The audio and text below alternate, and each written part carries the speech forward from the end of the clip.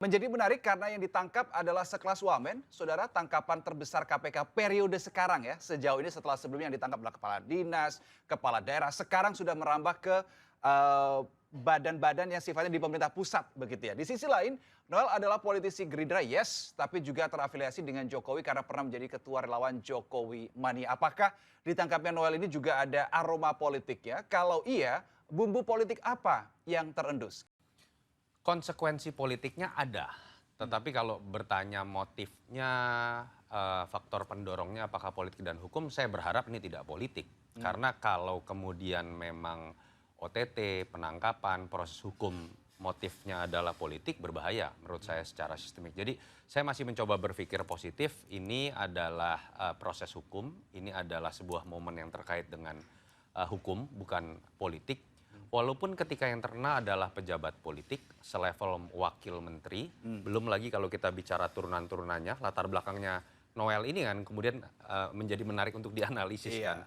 Dia bukan sekedar seorang wakil menteri, tapi dalam prosesnya misalnya kalau kita lihat, kecenderungan orang akan melihat dia berhasil menjadi wakil menteri bukan karena faktor kapabilitas. Bukan dalam konteks sebagai seorang teknokrat, tapi karena dia adalah ketua relawan. Dan dalam konteks politik balas budi, diberikanlah jatah menjadi seorang wakil menteri. Dan juga kalau kita bicara dulu mewakili nama Jokowi Mania, walaupun ya, Joman. belakangan kan dia jadi Prabowo Mania juga. Bahkan di tengah-tengahnya sempat jadi GP Mania kalau saya tidak salah ya. Artinya ada konsekuensi politik yang menurut saya harus jadi pembelajaran. Paling tidak yang pertama kan jadi pertanyaan dan menurut saya perlu di-highlight adalah menurut saya ini pukulan telak buat pemerintahan Prabowo Gibran dan Presiden Prabowo yang sering kali berteriak dengan lantang mengenai komitmen terhadap pemberantasan korupsi. Sering mengatakan tanpa pandang bulu, beberapa hari lalu bahkan mengatakan hati-hati orang kaya, pada masa saya nggak boleh macam-macam, kira-kira seperti itu. Tapi ternyata yang terjadi dalam teriakan yang keras itu pembusukan terjadi di dalam tubuh kabinetnya sendiri. Yang kedua, ketika kita berbicara mengenai politik, secara politik menurut saya harus ada evaluasi.